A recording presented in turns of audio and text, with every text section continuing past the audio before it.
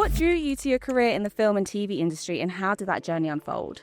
I know it sounds really cheesy, but when I was younger, I always wanted to work in film and television. But I wanted to be an actress. I thought, I'm very dramatic. I thought, okay, let me be an actress. So I always used to aim for that. I did drama in school, like just drama, as in GCSE, and then I went to college and did performing arts.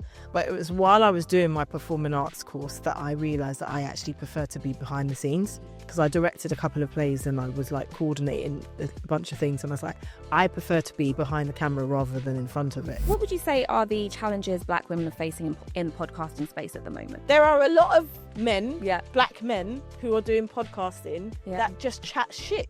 And I'm not saying that we are right all the time. We're just women voicing our opinion. But the reason why we exist as well, and the reason why so many female Black podcasters exist as well, is to counteract this narrative that keeps coming up. If you're a woman, you have to be submissive. Or if you're a baby mother, you're the one to blame for the breakdown and of society and all of these things. Like don't get me wrong, there are some fantastic male Black podcasters out there. But I think the rise of the female one is to counteract all of that noise that has been coming out. What advice would you give to Black women starting a podcast today? Consistency. Yeah. And don't be scared either. If you've got an idea and you feel confident in it, don't be scared to get out there and just try it. Mm-hmm. You're going to fall, but that's all part of the journey. You're going to make mistakes. It's all part of the journey. If you're really passionate about it, but know why you're doing it. If you're doing it to make money, you're in the wrong thing, because it's going to take you such a long time for it to really make you any money. Yeah. Where are your kind of predictions where podcasting is heading in the next, I would say, 5 years or so? Because it's such a strong medium now. I don't think it's going anywhere. No. I don't think it's going anywhere. I think what's going to happen is big broadcasters are going to understand more about podcasting, and they are going to understand that it's the next medium, and they're going to want to invest more in that. Whether it's that they're investing in studio spaces for people, whether it's that they're investing in actually putting it out on some of their platforms. I think you're going to find a lot of great talent from podcasting that are going to feed into the bigger mediums.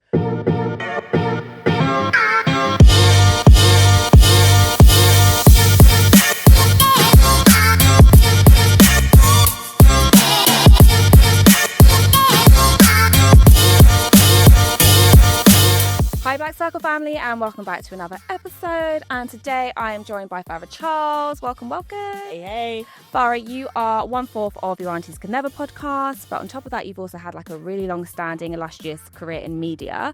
I'm going to dig into like your aunties a little bit later and like the business of podcasting, but let's kind of start with your journey into media. So you've gone from studying film studies, creative writing at London Metropolitan, to building a career in the UK's biggest studios. So what drew you to your career in the film and TV industry, and how did that journey unfold? I know it sounds really cheesy, but when I was younger, I always wanted to work in film and television. But I wanted to be an actress. I thought, I'm very dramatic. I thought, okay, let me be an actress. So I always used to aim for that. I did drama in school, like just drama, as in GCSE, and then I went to college and did performing arts. But it was while I was doing my performing arts course that I realised that I actually prefer to be behind the scenes, because I directed a couple of plays and I was like coordinating a bunch of things, and I was like, I prefer to be behind the stage, behind the camera rather than in front of it. It's not that I didn't enjoy it, it was just the pressure was different, and just having to think on my feet and, as I say, do a lot of coordination and problem solving. I really enjoyed that. So that's what kind of drove me into do the film studies aspect of it. And with that, when I was doing film studies, we did production and learned how to do budgeting and producing and all of that kind of stuff. So that was really good. And then I went and did an internship in New York. I did a internship on a show called Keeping Kids Healthy. And we would have to build the set every week in a hospital. So that taught me a lot of stuff as well. And then I was just trying to work my way up. But yeah, I'd always really enjoyed the industry and what it could do. And I just thought, how do I get involved in that? Because a lot of times it's not what you know, it's who you know. Yeah. So I had to work my ass off. And sometimes that meant doing stuff that I was overqualified to do. But once you're there and they can kind of see your worth, you get the opportunities if you actually involve yourself in things and you don't just sit back and, you can make suggestions and that kind of thing. So I've been pretty fortunate, but I will say that fortunate only because I've grafted, that my talents have been recognised, and I think we don't big ourselves up enough. So I'm going to big myself up. Yeah, absolutely. Because when I started at Pinewood Studios. My first job actually was BBC casting. And I was there for a little while. And then after BBC casting, I went and did a bit of freelance stuff. And I realised that I like to get paid the same time every month. I want to get paid. This freelance world's not for me. So I was like, how do I do that? So then this job at Pinewood Studios came up. It was as a receptionist. And I was there for not very long before they promoted me to facilities coordinator, I think it was, or no, TV operations coordinator. And then after that, I was client services executive and stuff like that. So I've kind of really worked along the way. So I'm not afraid to get my hands dirty. I always say to my team, I'm never going to ask you to do something that I wouldn't do or haven't done myself, because I think it's important to be respectful and to understand when you're asking them to do stuff, what you're really asking them to do. Yeah. And also it means that when they're facing challenges with productions, you're able to help them and you can really vouch for them because you understand exactly what they're doing. So it's been a graft, but it's been enjoyable. It has. And you kind of touched on internship a little bit there. It's kind of, what's the importance, would you say, to people listening who want to kind of get that path into media, like your experience of internship and the importance of internship? Oh, it's so important. Don't just think that you can do your degree and then go to get a job. Because there's a lot of people that think, I'm going to concentrate on my degree, and then when I'm finished, I'm going to get a job as a junior producer. You're not going to get a job as a junior producer straight out of university. You have to do the graft. And so it's really important whilst you're at university to make contacts. And the best way to make contacts is to reach out to whichever field that you want to get into and just like say, can I do some shadowing days?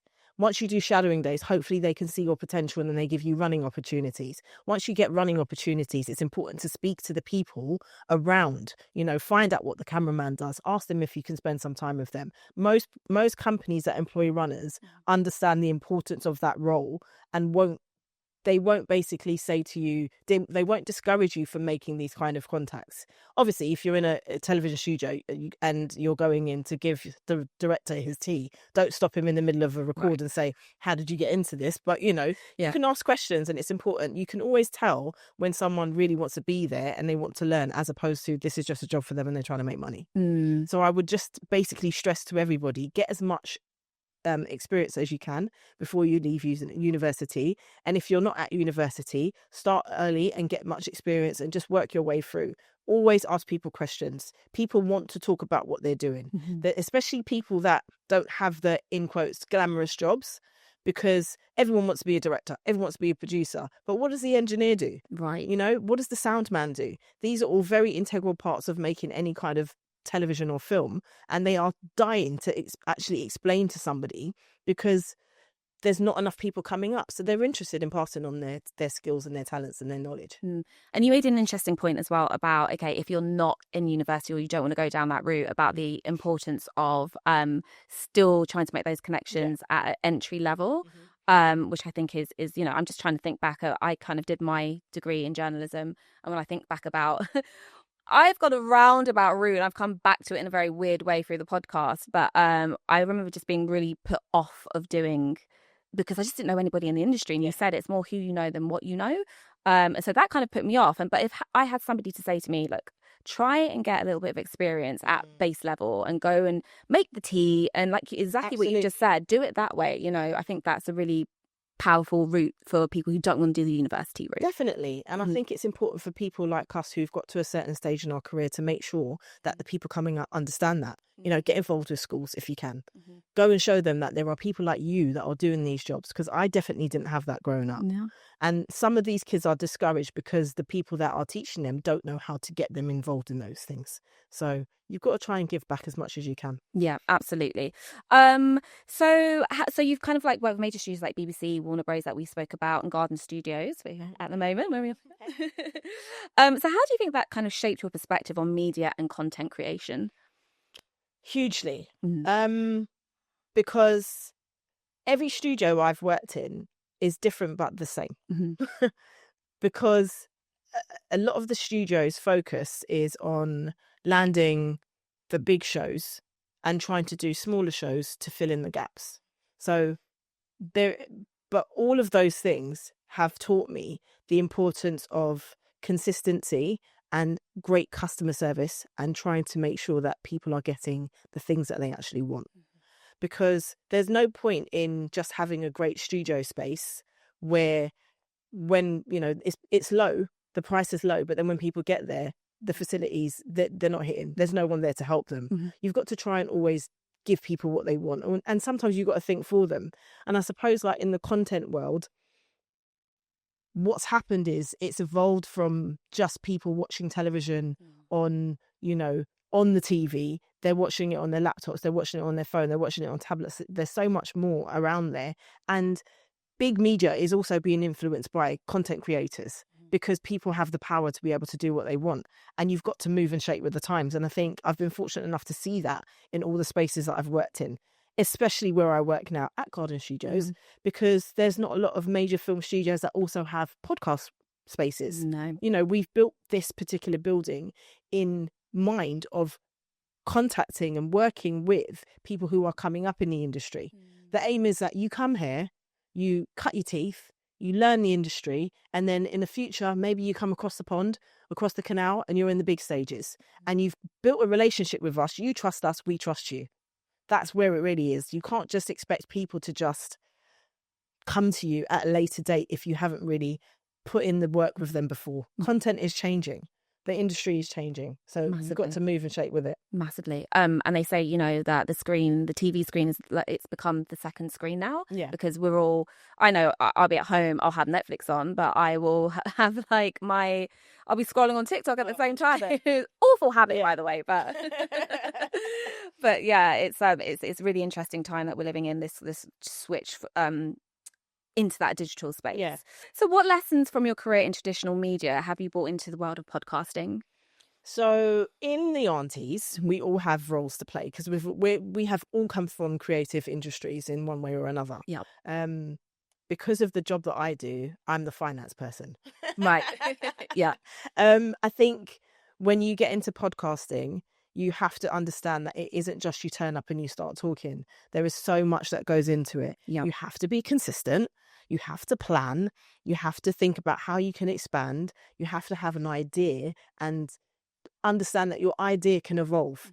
So that's what we've done. And I think that, again, my career in media has helped me to do that because I have to think on my feet. Because I have to look at what other people are doing in other studios. Because I have to look at what other people are doing on the stage at the time. How can I adapt to that? How can I make it flexible for them? So with podcasting, you kind of have to think of those things as well. But yeah, we all have brought in our knowledge into our podcast. So as I say, I'm the finance person, and that means like looking at our budgets and how we all sit down and we have team meetings. That's another thing that you have in big media. Yeah. There's meetings after meetings after meetings. And you think that when you do podcasting, especially if you're in a group, you don't have to have meetings. You do have to have meetings. Even if you're solo, you have to have meetings with your editors. Yeah. You have to have meetings with, you know, the studio. Yeah. You make your podcast in. Yeah. So it's important to take some level of professionalism with you. And I think those are the things that I've carried from one place to another. I think with us, we have a very unique perspective of being like Black women who podcast. So I want to kind of explore that a little bit with, I guess, our combined experience. Why do you think podcasting is such a great medium for Black women's voices? Because unfortunately, in the traditional medium, Black women are only represented in a particular way. You know, we're represented as though we are a monolith, and we are not a monolith. Yeah, I can't say that enough. We say it often on the podcast, on Aunties, we say it all the time. And what podcasting has done is give people the freedom to represent themselves in the way that is authentic. Yeah, like especially I will take Aunties, for example. We are 4 Black women in our 40s who have got very diverse careers and very diverse opinions. And we come together and we make this podcast. You know, we've got the Ghanaians, I'm Grenadian, we've got a Nigerian. There's, you know, and people would assume that we can't all be together, or there's going to be some ruckus happening. Yeah, exactly, all of that stuff. And it's like proving that you can be 40, you can still be about it, you can still, you know, want to go outside, you can still catch joke, you can still want to talk about sex, you can still talk about politics, you can talk about how you think the community is being affected by things that you're seeing and hearing every day. And you don't just shrivel up and die when you get to 40. Thank you. And I think traditional medium doesn't necessarily allow for certain people that look a certain way or think a certain way or are a certain age. They're learning this now because podcasting is doing so well. They're having to look outside of their box and be like, okay, well, people are gravitating to this. what can we do that kind of represents that? Or, you know, how can we work with these podcasters? Maybe we can give them shows. Maybe we can do stuff like that. So that's happening a lot now. You're seeing people that started on podcasts turn up on your television. But it's so important. It allows people from all shapes and forms, especially Black women, to be represented in, you know, the way that, as I said, is authentic. Absolutely. And I love what you said. And what I like about Your Aunties Could Never as well is because, again, like you said, you know, you're in your 40s, and it does give that other side of like we still exist after 40, you know, and it's so important to have those spaces. Everything's just kind of like the Gen Z, and what's the gen behind Gen Z? Is that what they're called? Alpha. Yeah, because my daughter's an alpha, Yeah. and she thinks she's invented everything. So we say that, mommy, ha ha ha. It's like, do you know that came just from recycling everything that everybody's wearing now? I wore that in the early 2000s. It's so funny. Like, I remember being 20 or in my late teens and 20, and my auntie and my mum literally saying to me and my cousins, "That's old. That is old. We had that. You're just copying us. That's old." And we'd be like, "Yeah, whatever." Yeah. So it just happens, doesn't it? Yeah. But it's cyclical. It all comes round. It all comes round. So the importance of creating your own media and controlling narratives, I think we just kind of touched on that already. But kind of, what would you say are the challenges Black women are facing in the podcasting space at the moment? Black men in podcasting. Don't come for me. But you know, there are a lot of men, Black men, who are doing podcasting that just chat shit. And I'm not saying that we are right all the time. We're not. I mean, we start the show off by saying that we're not therapists. Right. We're just women voicing our opinion. But the reason why we exist as well, and the reason why so many female Black podcasters exist as well, is to counteract this narrative that keeps coming up. You know, like, if you're a woman, you have to be submissive. Or if you're a baby mother, you're the one to blame for the breakdown and of society and all of these things. Like, don't get me wrong, there are some fantastic male Black podcasters out there. There are. But I think the rise of the female one is to counteract all of that shit and that noise that has been coming out. Yeah, no, I totally agree with you. Swear? Yeah, of course you can. No, I totally agree with on that point. And it's a really icky space that exists at the moment, because I don't think there's any bridge. Yeah. And I don't know how we're going to get to that place where we're all on one accord, but it's so much red pill content and manosphere stuff. And like you said, we know these podcasts exist, like the Aunties Can Never, because we can combat that. Yeah. But again, I don't know how we're going to bridge this. It's like the diaspora wars. It's like the gender wars, diaspora wars. It's everything. And I mean, hopefully eventually people will just get it. And there are some, as I said, some great men out there. We've been fortunate enough to have a few of them on our podcast as well. Yeah. And that has helped break down the narrative as well. So people just need to keep talking about stuff, but understanding that people are different, and understanding that this whole rhetoric of all women, and even this whole rhetoric of all men, like, we're very careful not to say all men. Like, even yesterday when we recorded our show, we were having conversations about, do all men cheat? And we were saying, well, no, not all men cheat at all. Right. Not all men cheat at all. There are some great men out there. But there are men that cheat. But there are women that cheat. Yeah. So it's like, this is what's great about having four of us on the show. We all have different opinions, and we're never just going to be like one way.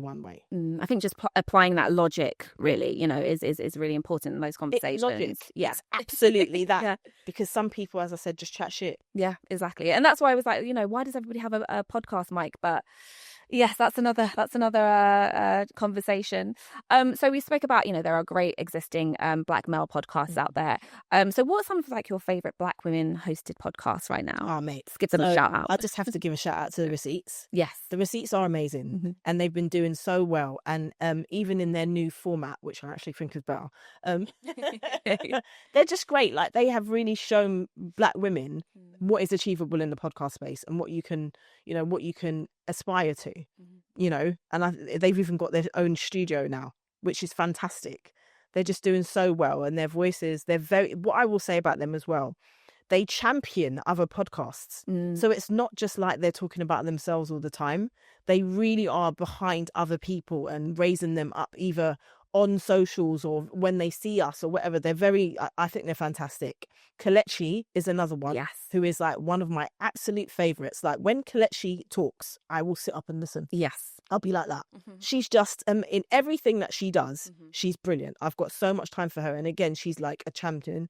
Rumel London, she's brilliant as well. Like I love they're all very different, but their content's great. Yeah. And it's very much needed, all of them. So and then if we're going to talk about an American, I do love Angie. I do love my my sister. Why has it gone out of my head? Not Angela Yee. No, God no. Amanda Seales. Oh, okay, yeah. Angie Lamar was coming into my mind because we had her on it, but Amanda Seales. I do love Amanda Seales. She's very controversial sometimes, but I do love Amanda Seales. Yes, yeah. She is a bit controversial, but anyway. I just like that she stands up for things that are, not being talked about. Yeah, definitely. I think some people kind of find it quite polarizing, but like you said, they do. Yeah, exactly. And I don't agree with everything she says. Right. But I appreciate the fact that she shines a light on some of the atrocities that are going on in the world. Yes, absolutely. I want to change gear just a little bit and kind of talk about the business of podcasting. Okay. So on your journey of the Aunties Could Never, like how did it start? And then we'll come into like the business of it. Okay. Yeah. So it started during COVID. Okay. It started during common lockdown. theme. Yeah, absolutely. There's so many podcasters that started during lockdown. So yeah, we came together because of Queer Jamfi. She put us together. She knew all of us separately, and she had been thinking about doing a podcast. Me and her have known each other since we were 16, and we'd done like a radio show about film and stuff, film and TV. We'd done that briefly, and that kind of fell away. So she'd always had in the back of her mind what else could be done. And then Nana was saying to her, we need to have a podcast with women in our 40s. We need to have this conversation. She was like, I've been thinking about it. It is a great idea. I don't want to do it. And Nana was like, I think you should do it. And Aquia was like, I don't want to do it. And then in the end, when COVID struck, she just was like, okay, I've got an idea. This is the name. I want you, and you. And she put it together. And we started doing it twice a week, and we would do it online. We weren't even doing visuals then. Right. It was just literally audio. And when you're on lockdown, you've got time to do it twice a week. It's actually a nice break. Time. Yeah. Yeah. And then eventually we started doing visuals, and then we got really quite serious about it because it became, at first it was something fun to do. And then it was like, actually, what we're doing here has got legs. It's important. We are offering something that isn't out there. How can we actually focus and build this up? So then that's when the business of it came in. And so I know when people talk about podcasting, it feels like it can be it feels like it can be difficult in terms of like the monetization side of stuff.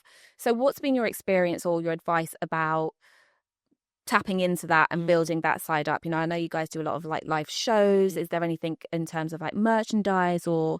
Yeah, it is difficult. It's difficult because in order to make any money, you've got to have a certain number of people following you on YouTube. Yeah. And even on TikTok before you can actually monetize anything.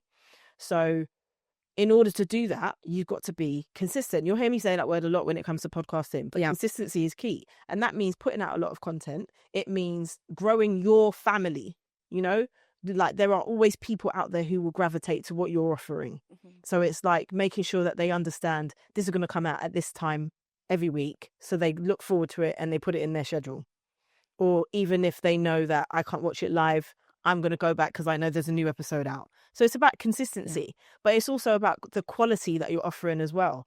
So things like making sure that you've got the right studio set up, making sure that your audio is great, because there's nothing worse, and we've had it multiple times, and it's the bane of all podcasters. Nothing's ever going to go right. Nothing's ever going to go right all the time. Yeah, exactly. Eventually you get to a point where it's like, okay, tick. Yeah. But you find your groove. But in the early days, it's very difficult to have. You might have your pictures, they might look great, but your audio might be shit, or vice versa.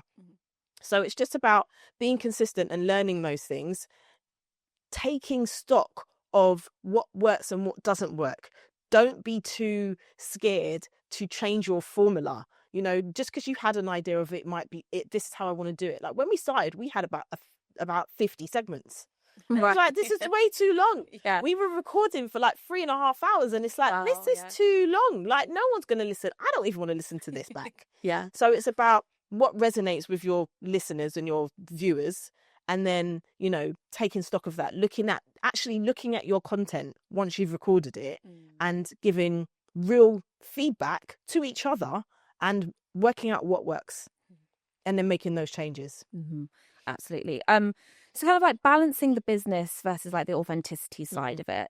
How would you say you kind of keep the podcast real when you're bearing in mind authenticity, but also thinking about the back end and the business side of things?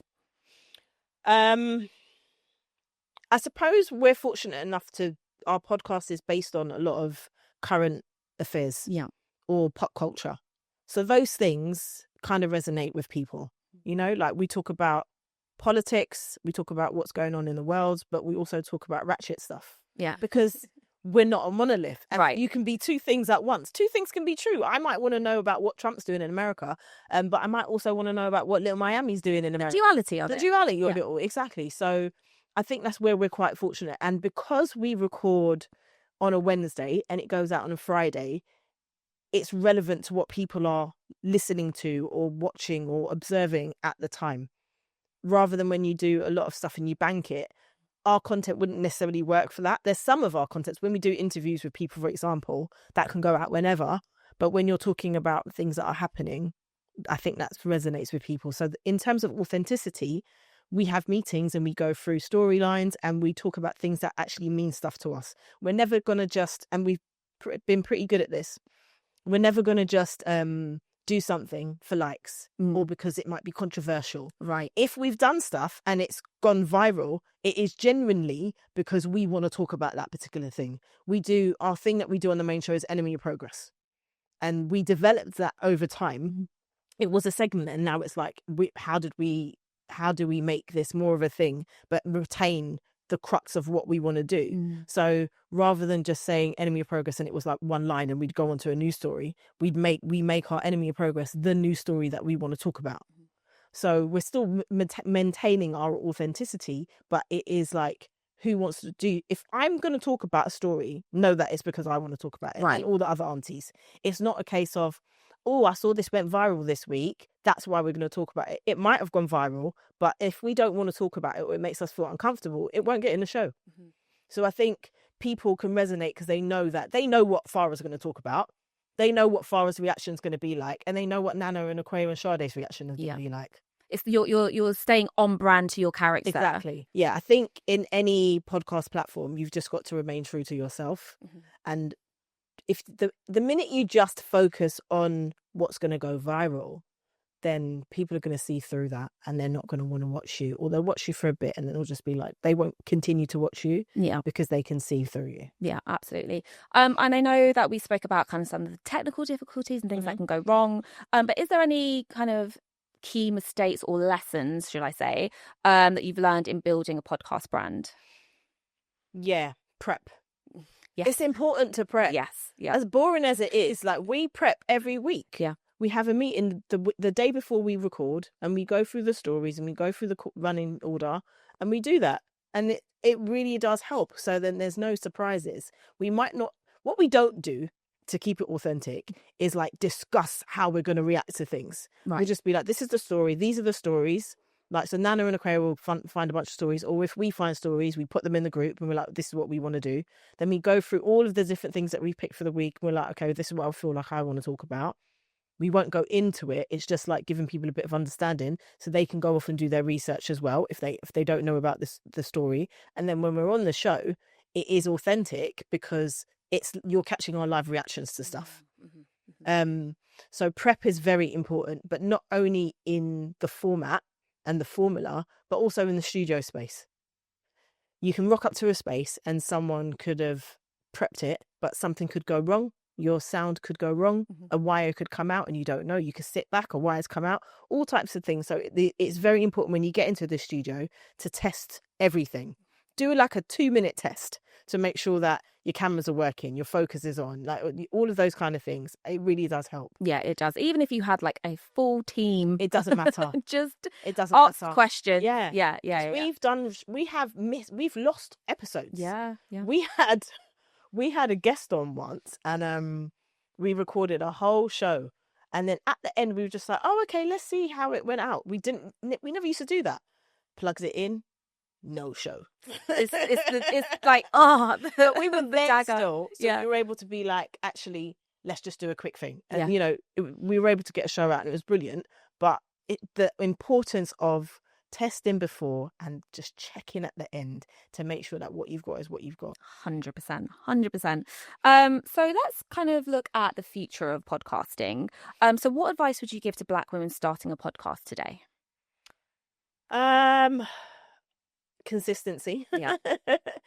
And don't be scared either. If you've got an idea and you feel confident in it, don't be scared to get out there and just try it. Mm-hmm. You're going to fall, but that's all part of the journey. You're going to make mistakes. It's all part of the journey. If you're really passionate about it, but know why you're doing it. If you're doing it to make money, you're in the wrong thing, because it's going to take you such a long time for it to really make you any money. Yeah. You've got to really graft in this podcast space, because unless you're going to get a sponsor, and then you have like all these big deals and they're feeding into your platform, you're going to have to fund it yourself as well. Yes. Mm-hmm. And it's not cheap. If you want to keep giving people good content so that you can gain your followers and all of these things, it's quite expensive. Like the four aunties, we put into it. Mm-hmm. So it's not like we have a massive spot. We don't. We self-fund this podcast. We're fortunate enough to do deals every now and again where we can get some level of sponsorship for small things, or we might have some people on who, you know, we're promoting something for them and we can get paid for it, or we'll do live or merchandise like you said before. But we don't really get money from podcasting. We're still in it because we're passionate about it. So just go into it with your eyes open and go into it because you enjoy it and you're passionate about it. But you've got to be consistent and you've got to be adaptable. Yeah, definitely. And even with, if you do get the sponsorship, you might have to reinvest that back into the podcast, or it might just be enough to cover your costs. So that's it. Even then, you might not even get the money to kind of like pay us out of it. Yeah. And the numbers have got to come, the viewership has got to come before. And you've got to try. The other thing I will say is, don't just rely on one output. Mm-hmm. You know, if you do your podcast, fantastic, put it on all the audio platforms that you can. Yeah. Do your visuals as well. Visuals really do help, because some people prefer to watch it than to listen to it. When you do your visuals, do clips, chop that bad boy up. Yes. Yeah, the more clips you have, because sometimes people don't want to watch a whole hour and a half or whatever it is. They might have 15 minutes though. So if you have a segment, chop that bad boy up. People will watch your segments. Put stuff on Instagram, put stuff on TikTok, like basically flood every medium that you can with your content, because people will find us on so many different platforms and then they'll be driven to the main podcast. Yeah. And that's the dream. Yeah, absolutely. So where are your kind of predictions where podcasting is heading in the next, I would say, 5 years or so? Because it's such a strong medium now. I don't think it's going anywhere. No. I don't think it's going anywhere. I think what's going to happen is big broadcasters are going to understand more about podcasting, and they are going to understand that it's the next medium, and they're going to want to invest more in that. Mm-hmm. Whether it's that they're investing in studio spaces for people, whether it's that they're investing in actually putting it out on some of their platforms, who knows? But I don't think it's going anywhere. I think you're going to find a lot of great talent from podcasting that are going to feed into the bigger mediums. It's not going anywhere. It's not. And also, people have been doing it for like 10 years and plus. There's some people in the game, and this is deep in the game now. They're deep in the game. Yeah, we're 5 years in. Yeah, and that's pretty deep. But there's people that have been doing it for double the amount of time that we. Yeah, at the inception of podcasting, and I think also there's the new celebrities are coming from YouTube platforms and podcasting platforms, so it's really interesting. Somebody told me that studios weren't looking for at casting big major celebrities if they didn't have 1 million+ followers, and I found that so interesting. Yeah, I mean, Ramel said the same. That someone said to her, she said it on our anniversary show actually, that she had a producer say to her, "Unless you've got 500k followers, then don't chat to me," or something. Basically, I'm paraphrasing, but they were like, if you had that, you'd be in such a better place. There are some producers that are definitely thinking like that, because even broadcasting is changing. You know, they don't have the budgets that they had previously, so podcasters can be very interesting to those people. Because it's like, actually, you've got this following, you've built this audience already. How can I use your audience for our audience? How crazy is that? How crazy is that? And a lot of these podcasters are in the spaces that they are because they weren't able to be in the other spaces. They weren't accepted there, and now people are coming to them. Yeah, it's weird. Like those tables are certainly turning. Yeah, they are. So what would be like your dream podcast guest, and what's your favorite episode that you've ever done? Oh, that's hard. Who would be my dream podcast guest? Oh my God, Beyonce. Oh, yes. Beyonce. Yeah, I love her. Yeah. That'd be fun because I think she'd catch out with the aunties. Yeah. Oh, definitely. I think she'd be like, if we could have Beyonce and Kelly. Oh, together. Yeah, I feel bad saying Michelle. Beyonce and Kelly, because I'm obsessed with Kelly Rowland. Kelly's like my star icon. God. I love her so much. She's amazing. Yeah. If we could have them on, I think it would be such a fun and jokey episode. Mm-hmm. I would love to have them on the show. Yeah. And just to ask them about their journey and how it's been and how they are in the industry, like given the fact that they are Black women of a certain age now, you know, how it's changed for them. I think that would be really interesting. Definitely. And favourite episode you've ever done? Are you allowed to say that? Okay, I've got a few. Okay. It's not just one episode. Mm-hmm. The Christmas episode that we did last year with Kelechi and Nikki on, that was one of my favourite episodes. It was so much fun. We just laughed and we just joked the whole time. The anniversary episode that we just did, the 5-year anniversary that we just did, that was amazing. But then we've had some really heartfelt episodes. We did one with Richie Brave recently. Well, no, it's a while ago actually. And we just talked about grief. You know, like he's lost his sister and all of us in the room have lost people close to us. And we were talking about the fact that people don't often mention these things or they feel like it's taboo. You don't want to talk about it. And maybe it helps to talk about it. And all of us explaining our experiences, I really think helped people listening. And we have a lot of people reach out to us and just say, thank you so much for highlighting this. So we've done a few different types of episodes. I've got loads and loads of favourites because 238 episodes in. There's a few. There's a few. The drunk episode, we decided to get drunk once. It was like, let's see how we do. Let's see what happens. It was carnage. It was carnage, but it was fun. The best type of carnage. Yeah, but it was carnage. Yeah, maybe we don't do that again, but it was fun. So I just think I just love all the guests that we've had on and what they've given us and the fact that they have been so open in sharing their experiences with us. We've been very, very blessed. That's amazing. So what's next for you? What's next in Farrah's journey? What's next in Your Aunties Could Never journey? So for Farrah, Garden Studios is thriving and we've just opened 4 new stages. And we are expanding and we are taking on some major shows. Like we're fortunate enough to have some great dramas and features that I can't talk about now, but soon it will be out there. So watch this space. It'll be out there soon. And just being at the heart of that and being able to give all my knowledge and to be heard. That's what I love about Garden. Like I've worked in a lot of different studios and they've all taught me amazing things and I couldn't have missed any of those studios to get to where I am now. All of those steps have been majorly important. But in this space here, we're based in Parkwell stroke Harlesden, and just being able to tap into the locals and to let them see that, okay, things are achievable, and being able to open a space like the Hive. We've got Mummy Youth here. It's amazing. So for the next year, the focus is really to develop and grow our studio even more and to make sure that we are, you know, helping the community as much as we can. And the community isn't just super local. It's also like UK, because how can we drive more productions here? How does that help the whole industry? So that's one thing that I'm super passionate about. And then obviously with the podcast, we just want to keep growing. Yeah. We would love to get back and do some live shows because we haven't really done too many of them this year. I think we did. Oh no, we haven't done any this year. Year's flying by. It is. So I'd like us to do a live at some stage this year because there's a few podcasters that are turning 5 as well. So it'd be great if we could do a collaboration with them and just to keep growing and just, you know, scaling that wall and, you know, maybe eventually having our own studio space as well. That would be amazing. Well, just on a personal perspective, again, you know, going back to Garden Studios, just thank you for just creating the space and you know, creating that connection for community and for allowing my podcast to exist. Yeah. So yeah, just personally, I just wanted to say thank you. It's important. It is important. Yeah. It really is. And just making it accessible, I think, you know. I mean, that's important. Yeah. That's one thing I've learned as well. And we've all learned that trying to get into a podcast space can be so expensive.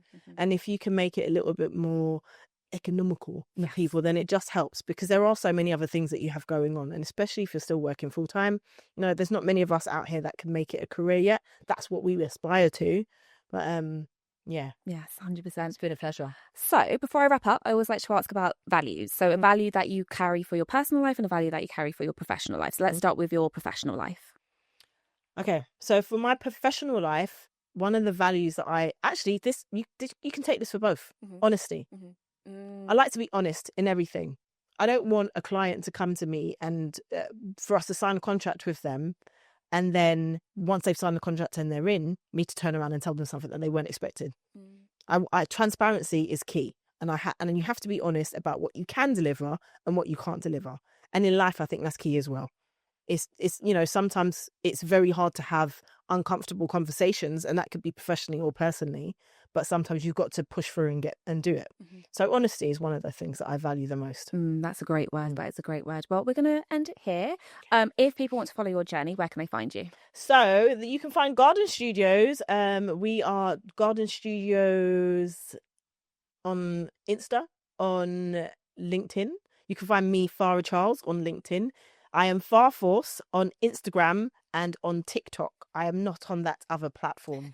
Well, no, we won't. Or be known as something else. We won't speak about it. I'm not on that. And Your Aunties Could Never is on everything. You can find us on YouTube. You can find us on any way that you get your platform, anywhere that you get your podcasts. We're on all of the listening platforms. We are on TikTok and we're on Instagram, and it's Your Aunties Could Never on all of that. Amazing. Well, thank you so much for coming down and having this little chit chat. I appreciate it. It's a pleasure. I'm glad we got to do this. I know. Yes. It feels weird being in this shot. Yes, on the other side. Oh, thank you so much. And guys, again, thank you so much for joining us for this episode. And if you want to follow the Black Circle's journey, we are on YouTube at the Black Circle Podcast. I'm also on Instagram, the blackcircle.podcast. Like, follow, share, subscribe. Thank you.